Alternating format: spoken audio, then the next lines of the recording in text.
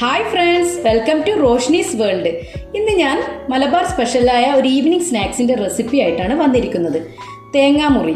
അപ്പോൾ റെസിപ്പിയിലേക്ക് കടക്കുന്നതിന് മുൻപ് എൻ്റെ ചാനൽ നിങ്ങൾ ആദ്യമായിട്ടാണ് കാണുന്നതെങ്കിൽ ലൈക്ക് ചെയ്യാനും സബ്സ്ക്രൈബ് ചെയ്യാനും മറക്കല്ലേ. അപ്പോൾ നമുക്ക് റെസിപ്പിയിലേക്ക് കടക്കാം.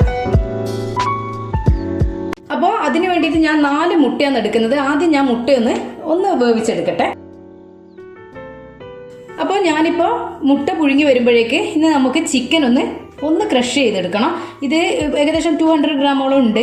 ഇതിൽ മഞ്ഞപ്പൊടിയും ഉപ്പും കുരുമുളക് പൊടിയും ഇട്ടിട്ട് ഞാൻ വേവിച്ചെടുത്തേൻ. ഇതൊന്ന് ചെറുതായിട്ട് ഞാനൊന്ന് ക്രഷ് ചെയ്തെടുത്തിട്ട് വരട്ടെ. അപ്പോൾ നമുക്കിത് ഓരോന്നോരോന്നായിട്ട് ഇങ്ങനെ ചെയ്തു വരാം. അപ്പോൾ ഞാനിവിടെ ഒരു പാൻ വെച്ചിട്ടുണ്ട്. അതിലേക്ക് ഞാൻ കുറച്ച് ഓയിൽ ഒഴിക്കുന്നുണ്ട്. നമുക്കൊരു മസാല തയ്യാറാക്കാനുള്ളതാണ്. ഇപ്പം ഞാൻ 1.5 ടേബിൾ സ്പൂൺ ഓയിലാണ് ഒഴിച്ചത്, പറയാൻ വിട്ടുപോയതാണ്. അപ്പോൾ ഇനി ഇതിലേക്ക് നമുക്ക് ഒരു 2 ഉള്ളി ഞാൻ ചെറുതായിട്ട് കട്ട് ചെയ്ത് വെച്ചിട്ടുണ്ട്, അതുകൂടെ ചേർത്ത് കൊടുക്കാം. അപ്പോൾ ഉള്ളി ഒന്ന് വഴണ്ടി വരാൻ ഞാൻ കുറച്ച് ഉപ്പ് ഈ സമയത്ത് ഇട്ട് കൊടുക്കുന്നുണ്ട്. കുറച്ചേ ഇപ്പം ഇടുന്നുള്ളൂ, കാരണം ഞാൻ ഉപ്പിട്ടിട്ട് വേവിച്ച ചിക്കനാണ്. പിന്നെ അതുപോലെ ബോയിൽ ചെയ്ത ഉരുളക്കിഴങ്ങ് ഞാൻ ബോയിൽ ചെയ്ത് വെച്ചിട്ടുണ്ട്, അതും ഞാൻ ഉപ്പിട്ടിട്ടാണ് വേവിച്ചത്. അപ്പോൾ അതൊക്കെ നോക്കിയിട്ട് വേണം നമുക്ക് ഒന്നുകൂടെ ചേർത്ത് കൊടുക്കാം. ഇപ്പം ഞാൻ ഈ ഉള്ളി വഴറ്റാൻ ആവശ്യത്തിന് മാത്രമാണ് ഇട്ട് കൊടുത്തത്. ഇനി 4-5 അല്ലി വെളുത്തുള്ളി ഞാൻ ചതച്ച് വെച്ചിട്ടുണ്ട്, അതുകൂടെ നമുക്ക് ഇതിലേക്ക് ചേർത്ത് കൊടുക്കാം. ഇഞ്ചി ഒരു ചെറിയ പീസ് ചതച്ചത് കൂടെ ചേർത്ത് കൊടുക്കാം. ഇനി ഒരു 1/4 ടീസ്പൂൺ മഞ്ഞൾപ്പൊടി, അതൊന്ന് വഴറ്റി കൊടുക്കാം. ഒരു 1/2 ടീസ്പൂൺ മുളക് പൊടി ഇടുന്നുണ്ട്. ഞാൻ ഇതിൽ പച്ചമുളക് ചേർക്കുന്നില്ല. നിങ്ങൾ വേണമെങ്കിൽ പച്ചമുളക് ചേർത്തോളൂ കേട്ടോ, എരിവിന് അനുസരിച്ചിട്ട് ഞാൻ ഇടുന്നുള്ളൂ. അഥവാ നിങ്ങൾക്ക് നല്ല എരിവ് വേണമെന്നുണ്ടെങ്കിൽ പച്ചമുളക് കൂടെ ചെറുതായിട്ട് കട്ട് ചെയ്ത് ചേർക്കണേ, അല്ലെങ്കിൽ പിന്നെ ഇത് ഉരുട്ടിയെടുക്കാൻ പ്രയാസമാവും. അതുകൊണ്ട് ചെറുതാക്കി കട്ട് ചെയ്യാൻ ശ്രദ്ധിക്കാം. ഞാനിപ്പോൾ വെറും മുളക് പൊടിയാണ് ചേർക്കുന്നത്. ഇനി ഒരു 1/4 ടീസ്പൂൺ ഗരം മസാല പൊടി കൂടെ ചേർത്ത് കൊടുക്കാം. ഇനി ഇതിൻ്റെ റോ സ്മെല്ല് മാറുന്നവരെ നമുക്കൊന്ന് വഴറ്റിയെടുക്കാം. നന്നായിട്ടൊന്ന് വഴറ്റിയെടുക്കാം. ഇനി കുറച്ച് മല്ലിയില കൂടി ഇതിലേക്ക് അങ്ങ് ചേർത്ത് കൊടുക്കാം. അപ്പം ഞാൻ ചിക്കന് നന്നായിട്ട് ഇവിടെ ക്രഷ് ചെയ്ത് വെച്ചിട്ടുണ്ട്, അതുകൂടെ ഞാൻ ഇതിലേക്ക് ഇട്ട് കൊടുക്കാമേ. ഞാൻ നല്ല പൊടിയായിട്ടാണ് ക്രഷ് ചെയ്തെടുത്തിരിക്കുന്നത്. നന്നായിട്ട് ഇതൊന്ന് മിക്സ് ചെയ്ത് കൊടുക്കാം. ഞാനിപ്പോൾ ചിക്കൻ വേവിക്കുന്ന സമയത്ത് ഉപ്പിട്ടിട്ടാണ് വേവിച്ചത്, അപ്പോൾ അതുകൊണ്ടാണ് ഉള്ളി വഴറ്റുമ്പോൾ കുറച്ച് ഉപ്പിട്ടത്. ഇനി ഈ ടൈമിന് നമുക്കൊന്ന് ഉപ്പ് നോക്കാം. ഇപ്പം ഞാൻ ഉപ്പ് ചെക്ക് ചെയ്ത് നോക്കി. ഇപ്പോൾ ഞാൻ ഉപ്പിട്ട് വേവിച്ചെന്ന് പറഞ്ഞല്ലോ ചിക്കൻ, അതുകൊണ്ട് തന്നെ ഇനി ഇതിലേക്ക് ഉപ്പിടേണ്ട ആവശ്യം ഇതിനില്ല. അപ്പോൾ നിങ്ങൾ ഉപ്പിട്ടതിൽ കുറഞ്ഞു പോയിട്ടുണ്ടെങ്കിൽ ഈ ടൈമിന് ചെക്ക് ഇട്ട് കൊടുക്കാൻ നോക്കണേ. ഇനി 2 ഉരുളക്കിഴങ്ങ് ഞാൻ വേവിച്ച് സ്മാഷ് ചെയ്ത് വെച്ചിട്ടുണ്ട്. ഞാൻ സാധാരണ വെള്ളത്തിലിട്ടിട്ടൊന്ന് പുഴുങ്ങിയെടുത്തതാണ്. ഇനി ഇത് നമുക്ക് നന്നായിട്ട് സ്മാഷ് ചെയ്യണേ. ഇതിലേക്ക് ഇട്ട് കൊടുക്കാം. ഇനി ഇത് നമുക്കൊന്ന് ഇതുമായിട്ടൊന്ന് നന്നായിട്ടൊന്ന് മിക്സ് ചെയ്തെടുക്കാം.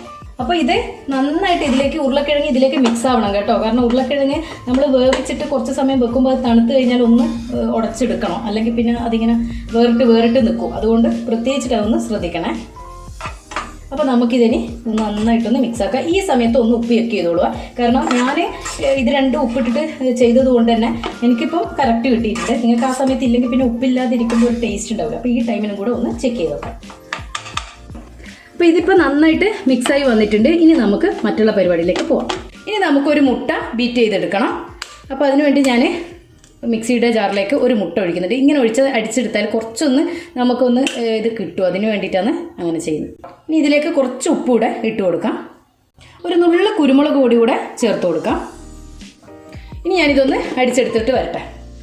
ഇപ്പോൾ ഞാനിതിപ്പോൾ അടിച്ചെടുത്തിട്ടുണ്ട്. ഇത് ഞാനൊരു ബൗളിലേക്ക് ഒഴിച്ചു വെക്കുന്നുണ്ട്. ഇത് ഇങ്ങനെ അടിച്ചെടുക്കുന്ന എന്തിനാന്ന് പറഞ്ഞാൽ കുറച്ചും കൂടെ നമുക്ക് ക്വാണ്ടിറ്റി ഒന്ന് കൂടി കിട്ടേണ്ടിട്ടാണ്. നിങ്ങളൊന്ന് ചെറിയൊരു വിസ്കോ അല്ലെങ്കിൽ എന്തെങ്കിലും എടുത്തിട്ട് ഒന്ന് ചെറുതായിട്ടൊന്ന് അടിച്ചു കൊടുക്കാന്നുണ്ടെങ്കിൽ അങ്ങനെയാലും മതി കേട്ടോ.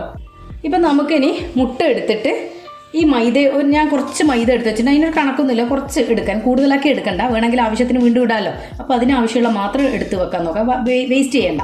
അപ്പോൾ നമുക്ക് ഈ ഒരു മുട്ടനെ ഇതിലേക്ക് ഒന്നിങ്ങനെ പുരട്ടിയെടുക്കാം. അപ്പോൾ ഞാൻ ഓയിൽ കുറച്ച് എടുത്തിട്ടുണ്ട്, കൈൻ്റെ വെള്ളയിലൊന്ന് തടവാനാണ്, അത് ഒട്ടിപ്പിടിക്കാതിരിക്കാൻ വേണ്ടിയിട്ട് തന്നെ. അപ്പോൾ അതൊന്നിങ്ങനെ കയ്യിലേക്ക്, അതങ്ങനെ ചെയ്താൽ നമുക്ക് എളുപ്പമാവും, അതിന് വേണ്ടിയിട്ടാണ്. ഇനി അല്ലെങ്കിൽ വെള്ളം എടുത്താലും മതി. എന്നിട്ട് ഇതിൽ നിന്ന് കുറച്ചിങ്ങെടുക്കാൻ, ഈ മുട്ട കോട്ട് ചെയ്തെടുക്കാനുള്ളതാണ്. അപ്പോൾ നമുക്ക് ഏകദേശം ഈ ഒരു വലിപ്പത്തിൽ ഞാനിതിങ്ങനെ എടുക്കുന്നുണ്ട്. ഈ വലിപ്പം എന്നല്ല, നമുക്ക് നോക്കിയിട്ട് വീണ്ടും ഫില്ല് എടുത്തിട്ട് ചെയ്ത് കൊടുക്കാം. അപ്പോൾ അതിങ്ങനെ എടുത്തിട്ട് കൈവെള്ളയിൽ വെക്കാം. എന്നിട്ട് പതുക്കെ ഇതിനിങ്ങനെ പ്രസ് ചെയ്ത് കൊടുക്കാം. എന്നിട്ട് ഇതിലേക്ക് നമ്മൾ ഇവിടെ കോട്ട് ചെയ്ത് വെച്ച മൈദയെ കോട്ട് ചെയ്ത് വെച്ച മുട്ടയില്ലേ, അത് നമുക്ക് ഇങ്ങോട്ട് എടുത്ത് ഒന്ന് എടുക്കുമ്പോൾ ജസ്റ്റ് ഒന്നും കൂടി ഇങ്ങനെ ചെയ്തിട്ട് ഒന്നിങ്ങനെ ജസ്റ്റ് ഒന്ന് തട്ടിക്കളാം കേട്ടോ. എന്നിട്ടത് ഇതിൻ്റെ സെൻറ്ററിലേക്ക് അങ്ങ് വെച്ച് കൊടുക്കാം. എന്നിട്ട് പതുക്കെ ഇതൊക്കെ കൂടിയിട്ട് ഇങ്ങനെ പ്രസ് ചെയ്ത് ഇതിനെ കവർ ചെയ്തെടുക്കാം. അപ്പോൾ നമ്മളിതിങ്ങനെ ചെയ്തെടുക്കുന്ന സമയത്ത് പോരെങ്കിൽ നമുക്കിതിൽ നിന്ന് കുറച്ചുകൂടെ എടുത്തിട്ട് ഇതിനൊന്ന് ജസ്റ്റ് ഒന്ന് കവർ ചെയ്ത് കൊടുക്കാം കേട്ടോ. ഇപ്പം ഞാനിതിങ്ങനെ ചെയ്തെടുത്തിട്ടുണ്ട്. ഇനി ഇത് നമുക്ക് ഈ അടിച്ചു വെച്ച മുട്ടയില്ലേ, ആ മുട്ടയിലേക്ക് ഒന്ന് ഡിപ്പ് ചെയ്ത് കൊടുക്കാം.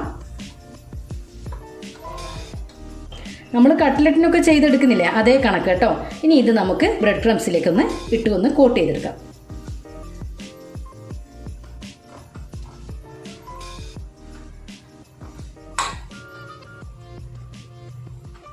അപ്പോൾ ഈ ബ്രെഡ് ക്രംസിൽ കോട്ട് ചെയ്ത ഇതിനെ ഒന്നുകൂടെ നമുക്ക് ഈ മുട്ടയുടെ വെള്ളയിലേക്ക് ഒന്നും കൂടെ ഡിപ്പ് ചെയ്തെടുക്കണം. കാരണം എന്താണെന്ന് പറഞ്ഞാൽ എന്നാലാണ് ഒന്നുകൂടെ നമുക്കിത് കറക്റ്റായിട്ട് കിട്ടുള്ളൂ കേട്ടോ. അപ്പോൾ ഇതൊന്നുകൂടെ ഈ സമയത്ത് ഒന്നിങ്ങനെ ജസ്റ്റ് ഒന്നിങ്ങനെ മുട്ട വെള്ളയിൽ ഒന്നിങ്ങനെ ഡിപ്പ് ചെയ്യാം. എന്നിട്ട് വീണ്ടും നമുക്ക് ഇനി നമുക്കിതൊന്ന് ബ്രെഡ് ക്രംസിലൊന്ന് കോട്ട് ചെയ്തെടുക്കാം. ഇനി ബാക്കിയൊക്കെ ഇതുപോലെ തന്നെ ചെയ്തെടുക്കട്ടെ.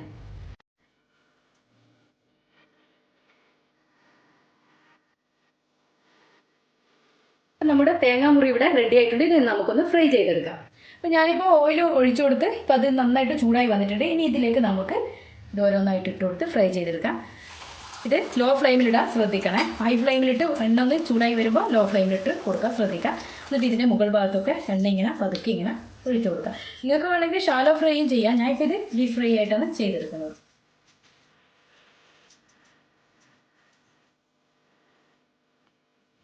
ഇത് നമുക്ക് പെട്ടെന്ന് തന്നെ എണ്ണയിൽ നിന്ന് ഇങ്ങോട്ട് കോരി എടുക്കുക കേട്ടോ. ഒന്ന് ഗോൾഡൻ ഫ്രൈ ആവേ വേണ്ടു. കാരണം എന്താണെന്ന് വെച്ചാൽ ഇതിലൊന്നും വേവാനൊന്നും ഇല്ലല്ലോ. സ്വതവേ എന്ന് പറഞ്ഞാൽ നമുക്ക് ഉള്ളിൽ എന്തെങ്കിലും വേവാനൊക്കെ ഇതിപ്പോൾ ആകെ ഒരു മൈദ ഒന്ന് ഡിപ്പ് ചെയ്തതേ ഉള്ളൂ മുട്ടയിൽ. അത് കുഴപ്പമൊന്നുമില്ല. അപ്പോൾ മൈദ ആയതുകൊണ്ട് പെട്ടെന്ന് തന്നെ വെന്തും വരും. അപ്പോൾ ഇതിപ്പോൾ ഏകദേശം ഗോൾഡൻ ബ്രൗൺ നിറമായിട്ടുണ്ട്. ഇനി എണ്ണയിലിട്ട് അധികം അങ്ങ് കുക്ക് ചെയ്യേണ്ട ആവശ്യമില്ല. നമുക്കിതൊന്ന് എടുക്കാം. കണ്ടോ, ഇതിപ്പോൾ നന്നായിട്ട് ആയിട്ടുണ്ട്. എണ്ണയൊന്നും കുടിച്ചിട്ടില്ല. ഞാൻ നന്നായിട്ട് എണ്ണയൊക്കെ കളഞ്ഞ് എടുത്തിട്ടുണ്ട്. അത് നല്ല ചൂട് തന്നെ ഇടാൻ പെട്ടെന്ന് തന്നെ ലോലാക്കി കൊടുക്കുക. ഇട്ട് കഴിഞ്ഞാൽ പിന്നെ മീഡിയം ഫ്ലെയിമിലോ ഹൈ ഫ്ലെയിമിലോ ഇടാൻ നിൽക്കരുതേ. ഇനി നമുക്ക് അടുത്തത് ഇട്ടു കൊടുക്കും.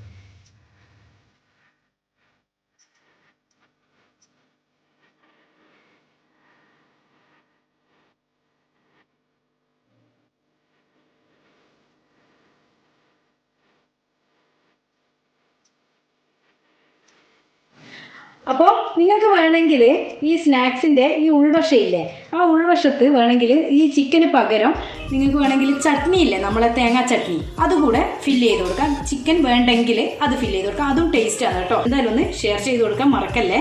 പിന്നെ ലൈക്ക് ചെയ്യാനും സബ്സ്ക്രൈബ് ചെയ്യാനും തൊട്ടടുത്തുള്ള ബെല്ലൈക്കൻ എനേബിൾ ചെയ്താൽ ഞാനിടുന്ന ഇതുപോലെയുള്ള പുതിയ വീഡിയോസ് നിങ്ങൾക്ക് നോട്ടിഫിക്കേഷനായി കിട്ടും. അപ്പോൾ പുതിയ വീഡിയോ കാണുമ്പോഴേക്കും ബൈ.